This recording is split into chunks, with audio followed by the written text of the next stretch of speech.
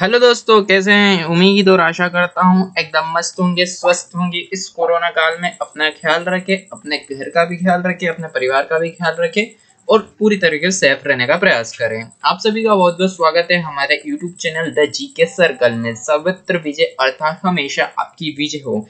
जिस भी एग्जाम की आप तैयारी कर रहे हैं, जिस लक्ष्य को आप प्राप्त करना चाहते हैं, उसी में आपको 100% सफलता मिले, ऐसी हमारी कामना है। आप सभी के लिए जो सीरीज चल रही है, जिसको मैं एमपी जी के धमाका सीरीज बोल रहा हूँ, ये मध्य प्रदेश की चल रही है। इसमें अपन ने पहले लेक्चर में मध्य प्रदेश के सामान्य ज्ञान को देखा, जिसमें अपन ने मध्य प्रदेश के राष्ट्रीय पशु, राष्ट्रीय पक्षी, राष्ट्रीय वृक्ष, राष्ट्रीय फसल, राष्ट्रीय खेल आदि इत्यादि के बारे में अपन ने बहुत शानदार और 3D माध्यम के रूप से अपन ने इसे देखा और समझा। मध्य प्रदेश का जो सामान्य ज्ञान अपन चालू करने वाले हैं, इससे दूसरे लेक्चर में आप सभी का बहुत बहुत स्वागत है। इस दूसरे लेक्चर में मुख्यतः रूप से अपन ज्यादा कुछ नहीं देखेंगे। इसमें अपन देखने वाले हैं कि राज्यों का पुनर्गठन कैसे हुआ, और एक लेक्चर आपका राज्यों का पुनर्गठन आएगा जो इंडिया पे बेस होगा। उसके बाद सेकंड लेक्चर में वो जो थर्ड लेक्चर आएगा वो पूरी तरीके से मध्य प्रदेश पर आश्रित होगा, और मध्य प्रदेश की हर एक चीज को मैं स्थिति को ले जाकर आपको बताऊंगा कि 1956 से लेकर 2000 तक की क्या स्थिति मध्य प्रदेश की थी, 2000 के बाद मध्य प्रदेश की क्या स्थिति थी, ये सब अपन उस वीडियो में देखेंगे। तो मध्य प्रदेश के इस लेक्चर में आप सभी का बहुत बहुत स्वागत है। राज्यों का पुनर्गठन अपन देखने वाले हैं। तो राज्यों के पुनर्गठन की जब मैं बात करूं, तो आप सभी को पता है कि भारत कब आजाद होता है। तो 1947 को भारत आजाद होता है। क्या दोस्तों, 1947 को भारत आजाद होता है, लेकिन आजाद होने से पहले क्या कंडीशन बन जाती है वो थोड़ी सी आप समझने का प्रयास करो। कुछ क्या रहता है कि जो मुख्यतः जो 1947 से पहले क्या जो भारत था वो प्रमुख रियासतों में बटा था। जैसे भोपाल रियासत हो गई, हैदराबाद रियासत हो गई, आपने अभी भी देखा होगा जम्मू कश्मीर रियासत थी। तो सभी रियासतों का अपना अपना एक राजा होता था। तो मुख्य रूप जो कार्य था क्या था कि इन सभी रियासतों को सम्मिलित करके एक संपूर्ण भारत का गठन करना था, और इन सभी से सहमति पत्र पर साइन लेना था। तो मुख्यतः जितनी भी अपने यहाँ पे जितनी जितनी भी रियासत थी, उन सभी ने तो सहमति दे दी, लेकिन मुख्य रूप से तीन जो यहाँ पर जो रियासत आई थी, वो वहां पर थोड़ी सी परेशानी आई। उस परेशानी को हल करने के बारे में अपन यहाँ पर थोड़ा सा देखने वाले हैं। तो 15 अगस्त 1947 से लेकर वर्तमान 2020 तक की कहानी अपन इसमें थोड़ा सा देखने वाले हैं। जब देश 15 अगस्त 1947 को स्वतंत्र हुआ, तो उस समय संपूर्ण देश में कितनी दोस्तों 565 रियासत में बटा था। दोस्तों, क्या 1947 से पहले ये जो पूरा आपको मैप दिख रहा है, ये कितनी रियासतों में बटा था दोस्तों? तो 565 रियासतों में बटा था। और इसे एकीकरण कार्य में बांटना था। मतलब इसका क्या करना था कि सभी रियासतों को मिलाकर एक पूरा भारत बनाना था। और इस एकीकरण का जो कार्य दिया, वो प्रमुख जो थे सरदार वल्लभ भाई पटेल थे। हाँ दोस्तों, जो एकीकरण का जो कार्य था वो प्रमुख रूप से सरदार वल्लभ भाई पटेल को दिया था। क्या दोस्तों? सरदार वल्लभ भाई पटेल को दिया था।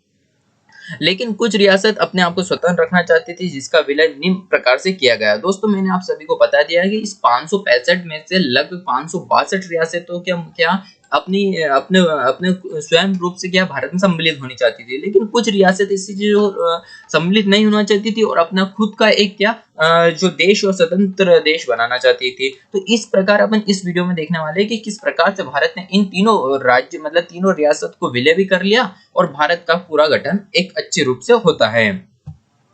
सबसे पहले आती है जूनागढ़ रियासत। हाँ दोस्तों, जूनागढ़ रियासत सबसे पहले यहाँ पर आती है। तो आप सभी को तो सबसे पहले ये याद होना चाहिए कि जूनागढ़ है कहाँ पे दोस्तों। तो जो जूनागढ़ है वो दोस्तों है गुजरात में। जो गुजरात का जो हिस्सा दिख रहा है आपको, ये थोड़ा सा जो तटीय रूप है, जो समुद्र के पास में जो है ये दिख रहा है आपको रेड कलर का, ये था गुजरात का जूनागढ़ रियासत। ये जो यहाँ के जो राजा थे वो थे महावत खां। दोस्तों याद रख लेना, जूनागढ़ रियासत के जो राजा थे वो कौन थे दोस्तों?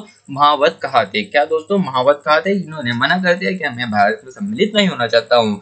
गुजरात में स्थित जूनागढ़ रियासत का जो नवाब थे वो महावत खां थे, तथा पाकिस्तान में मिलना चाहते थे। ये ऐसे एक व्यक्ति थे जो पाकिस्तान में मिलना चाहते हैं, लेकिन सरदार वल्लभ भाई पटेल द्वारा जनमत संग्रह के आधार पर इस रियासत को भारत में मिला लिया गया। दोस्तों क्या था, ये जो इलाका जो आपको दिख रहा है यहाँ पर क्या था, सरदार वल्लभ पटेल जो सरदार वल्लभ भाई पटेल था, उनका जो ये इलाका था वो उनका पूरा प्रमुख रूप से देखा गया इलाका था। और जो यहाँ पे जो जनसंख्या तो मुसलमान ज्यादा थी, लेकिन वहाँ पे ना हिंदुत्व का प्रतिशत भी बहुत अच्छा खासा था। तो यहाँ पर सरदार वल्लभ भाई पटेल ने देखा कि यहाँ पर जो ये अधिकांश जो जनता है जिसका संग्रह जो बहुमत है वो है कि भारत में मिलना चाहती है। तो महावत खां तो खुद जो राजा था वो तो पाकिस्तान में मिलना चाहता था, लेकिन वहाँ की जनता है क्या मध्य यहाँ पे अपने भारत में सम्मिलित होनी चाहिए थी। तो यहाँ पर सरदार वल्लभ भाई पटेल ने कहा जनमत संग्रह यहाँ पर किया जाए और जनमत संग्रह के आधार पर इस जो इलाका है जूनागढ़ रियासत को उसका फैसला किया जाएगा। और सरदार वल्लभ भाई पटेल को बहुत अच्छी तरीके से पता था कि ये भारत में ही सम्मिलित होने वाला है, क्योंकि वहाँ की जनता क्या भारत का पक्ष लेने वाली है। और बहुत शानदार पक्ष रहा, 95% जनताओं ने भारत को ही वोट दिया और इसमें इस प्रकार जूनागढ़ रियासत को अपन ने सम्मिलित कर लिया। तो प्रश्न बनता है, पहला प्रश्न पड़ता है जूनागढ़ कहाँ पे है, तो इसका जो आंसर जाता हुआ दिखाई देता है दोस्तों है वो गुजरात। फिर सेकंड प्रश्न बनता है कि जो जूनागढ़ के जो राजा या नवाब कौन था, तो था महावत खां। क्या दोस्तों, महावत खां था। तीसरा प्रश्न ये बनता है कि सरदार वल्लभ भाई पटेल ने जूनागढ़ रियासत को किस आधार पर विलय कर लिया, तो आपको याद होना चाहिए जनमत संग्रह के आधार पर अपन ने जूनागढ़ रियासत को भारत में सम्मिलित कर लिया। उसके बाद दूसरी रियासत आती है दोस्तों हैदराबाद रियासत। बहुत शानदार वाली रियासत तो यही थी, मेरे को लगी कि हैदराबाद रियासत का तो मेरे को काफी शानदार वाला लगा। ये जो इनके राजा था ना, ये दिख रहे हैं आपको ब्लैक एंड व्हाइट जो फिल्म दिख रही है आपको, निजाम उस्मान अली खां। क्या दोस्तों, पूरा इनका जो नाम था निजाम उस्मान अली खां था। ये दोस्तों आपने मैप, भारत का मैप देखा होगा, हैदराबाद की स्थिति आपको पता होगी। ये एक ऐसे व्यक्ति थे बोल रहे थे हमें तो पाकिस्तान में मिलना, लो बताओ। संपूर्ण रूप से कुछ प्रमुख रियासत उसके साम जो आसपास थी वो सब भारत में सम्मिलित थी पहले से, और ये व्यक्ति बोल रहे थे कि हमें भाई पाकिस्तान में मिलना था। तो भैया पाकिस्तान में कैसे मिल लोगे तुम, यहाँ पर पाकिस्तान इतने दूर, कैसे आप एक दूसरे संपर्क कर लेंगे। तो यहाँ पर क्या किया गया, हैदराबाद रियासत को ऑपरेशन पोलो के तहत सैनिक कार्रवाई द्वारा भारत में मिला लिया गया। क्या था, यहाँ पर सरदार वल्लभ पटेल ने पहले तो गए, समझाया निजाम जी को कि मान जाइए सर, ये पॉसिबल ही नहीं है कि आपका इलाका पूरा संपूर्ण रूप से जो भारत की रियासत है उससे घिरा हुआ है, आप पाकिस्तान में सम्मिलित ही नहीं हो सकते। नहीं माने। दूसरी बार गए कि आपको हम इतने पैसे देते हैं, आप यहाँ चले जाइए, वो कर लीजिए, तब भी नहीं माने। फिर क्या था, जो सरदार वल्लभ भाई पटेल थे वो आ गए डंडा उंडा लेके, और फिर हैदराबाद रियासत को ऑपरेशन पोलो के तहत सैनिक कार्रवाई कर ली। मतलब ये बोल सकते हैं कि यहाँ पर आर्मी उतार दी थी और यहाँ पर क्या कर लिया, हैदराबाद रियासत था उसको अपन ने काम मिला लिया, भारत में सम्मिलित कर लिया। तो यहाँ पे तीन प्रमुख प्रश्न तो आपको समझ में आ जाएंगे कि जो यहाँ पे हैदराबाद रियासत का जो नवाब था वो कौन था, तो निजाम उस्मान अली खां था दोस्तों। सेकंड प्रश्न बनता है कि हैदराबाद रियासत को भारत में किस आधार पर विलय कर लिया, तो यहाँ पे ऑपरेशन पोलो के तहत सैनिक कार्रवाई यहाँ पर अपन ने की थी दोस्तों। अपन ने दो यहाँ पर रियासत तो देख ली। उसके बाद जो एक प्रमुख रियासत आती है दोस्तों वो है जम्मू कश्मीर, और जिसकी कहानी तो आप सभी ने पढ़ी होगी, तो मेरे को इसमें ज्यादा कुछ बताने की आवश्यकता भाई नहीं है। तो यहाँ पे जो राजा थे वो राजा हरि सिंह थे। ये राजा हरि सिंह थे तो हिंदुत्व, लेकिन ये ना तो पाकिस्तान में मिलना चाहते थे, ना ही तो भारत में मिलना चाहते थे। ये एक ऐसी यहाँ पर स्थिति खराब थी, और वो स्थिति आज तक 2019 तक खराब ही रही थी। तो जम्मू कश्मीर रियासत जो राजा हरि सिंह के साथ विलय पत्र पर हस्ताक्षर कर लिया और भारत में मिला लिया, लेकिन राजा की मांग पर जम्मू कश्मीर को भारतीय संविधान के अनुच्छेद 370 के तहत विशेष दर्जा दिया गया, जो समाप्त कर दिया गया है। अभी फिलहाल में इसको समाप्त कर दिया गया है। तो राजा हरि सिंह को क्या था कि जो वहां पर जब इन्हें अलग कर दिया गया, खुद का ये स्वतंत्र रियासत चलाने वाले, तो पाकिस्तान कई बार यहाँ पे क्या कर लेता, अपनी सेना उतार देता था, वहाँ के नागरिकों को परेशान करता था। इससे परेशान होकर के उन्होंने भारत से सहायता मांगी थी, और भारत ने सहायता यहाँ पे अपनी भारतीय सेना को उतार के इनकी सहायता की थी। तो राजा हरिश्चंद्र ने एक समझौता हुआ था कि यहाँ पर जो रियासत था उस पर एक विलय पत्र पर हस्ताक्षर हुए थे कि भारत में तो ये विलय रहेगा, लेकिन भारत में विलय होने के बाद जम्मू कश्मीर को एक भारतीय संविधान में एक विशेष दर्जा दिया जाएगा, और इसी विशेष दर्जे को 370 के तहत कहा जाता था। तो आप सभी को समझ में आ जाएगा कि जम्मू कश्मीर रियासत का क्या हाल था। इस प्रकार रियासतों का एकीकरण कर दिया गया, पूरी रियासतों का क्या कर दिया दोस्तों, एकीकरण कर दिया। आप सभी को समझ में आ गया, ये सभी जितनी भी रियासत था इसका सबका हल हो गया, और इन्हें 4-4 श्रेणियों में बांट दिया गया दोस्तों। कितनी 4 श्रेणियों में इसे बांट दिया गया, श्रेणी 1, श्रेणी बी और श्रेणी सी और श्रेणी डी। 4 श्रेणी में बांटा गया, श्रेणी 1, श्रेणी बी, श्रेणी सी और श्रेणी डी में बांट दिया गया। इन तत्कालीन परिस्थितियों के आधार पर, भाषीय आधार पर राज्यों के पुनर्गठन की मांग उठने लगी। अब क्या हुआ दोस्तों, जैसे अपन पूरा मध्य प्रदेश जो पूरा भारत था उसे मिला तो दिया गया, लेकिन कहीं पे तमिल वाले थे, कहीं जो तमिल और मराठी एक ही श्रेणी में आ गए, यहाँ पे अपने हिंदी उर्दू वाले एक ही श्रेणी में आ गए। तो यहाँ पर क्या हुआ, धीरे धीरे परिस्थितियां अलग होती रही और भाषीय आधार पर राज्यों के पुनर्गठन की क्या यहाँ पर मांग उठने लगी। क्या दोस्तों, राज्यों के पुनर्गठन की मांग उठने लगी। इसी कारण संविधान सभा के अध्यक्ष राजेंद्र प्रसाद ने एस के धर समिति बनाई। क्या दोस्तों, एस के धर समिति का गठन किया और इस समिति ने भाषीय आधार पर राज्यों के पुनर्गठन का अस्वीकार कर दिया। क्या दोस्तों, जैसे ही ये स्थितियां पैदा हो रही थी कि यहाँ पे लोग यहाँ पर क्या अनशन कर रहे थे कि भाषीय आधार पर राज्यों का पुनर्गठन कर दीजिए, पुनर्गठन कर दीजिए, तो संविधान सभा के अध्यक्ष राजेंद्र प्रसाद ने एक समिति बनाई जिसका नाम था एस के धर समिति। उनको एक रिपोर्ट प्रस्तुत करने के बोला कि भाषीय आधार पर राज्यों का पुनर्गठन करना सही है या गलत है। तो उन्होंने जो अपनी जो रिपोर्ट प्रस्तुत की थी उसमें उन्होंने बोला राज्यों का पुनर्गठन नहीं किया जा सकता, मतलब प्रमुख रूप से अस्वीकार इसे कर दिया गया था।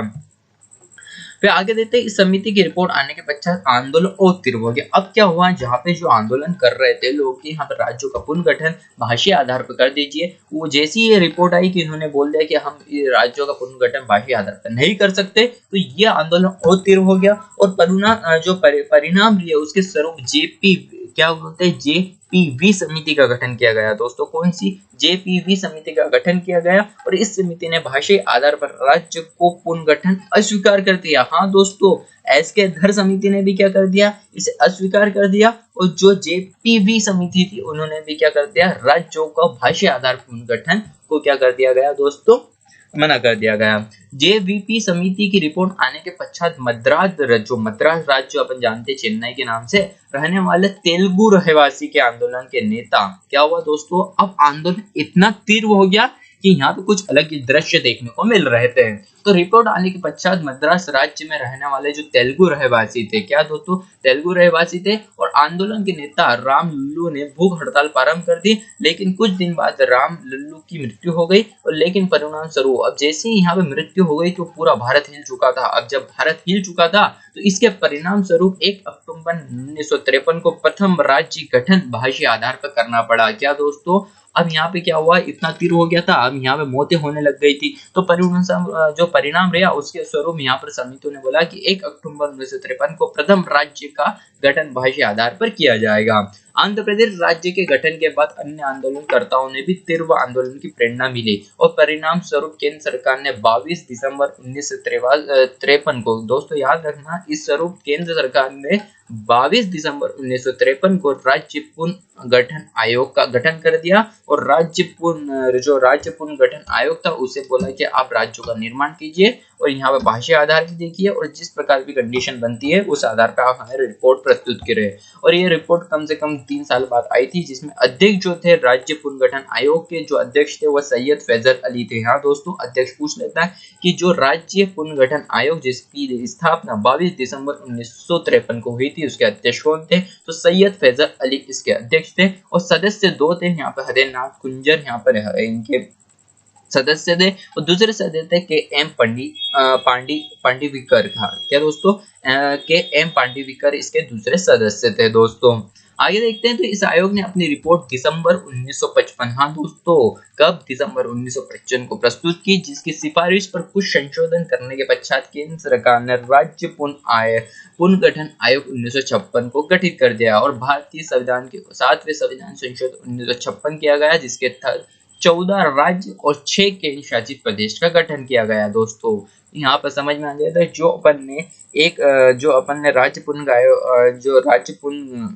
पुनर्गठन आयोग की स्थापना की थी उसने 1955 को अपनी सिफारिश जो रिपोर्ट थी वो प्रस्तुत की और केंद्र सरकार ने कुछ संशोधन किए, जिसमें 7वां संविधान संशोधन 1956 किया गया। इसके तहत 14 राज्य और 6 केंद्र शासित प्रदेश बनाए गए और 14 राज्य में से ही एक अपना क्या था, मध्य प्रदेश था।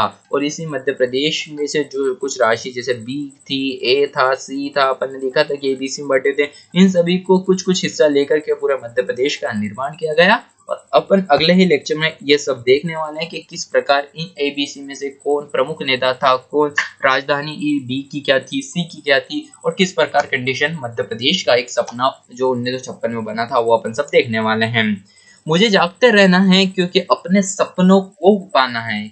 मुझे जागते रहना है, क्योंकि अपने सपनों को पाना है, अपनी काबिलियत पर करिश्मा इस जग को दिखाना है, अपनी काबिलियत का करिश्मा इस जग को दिखाना है। कामयाबी तो हासिल कर ही लूंगा एक दिन, कामयाबी तो हासिल कर ही लूंगा एक दिन, मुझे तो अपनी उंगलियों पर किस्मत को नचाना है। हाँ दोस्तों, आप अपनी उंगलियों पर किस्मत को नचाइए। आप सभी का बहुत बहुत धन्यवाद है। वीडियो अच्छा लगता है तो प्लीज लाइक करें, शेयर करें एंड सब्सक्राइब करें। जय हिंद, जय भारत।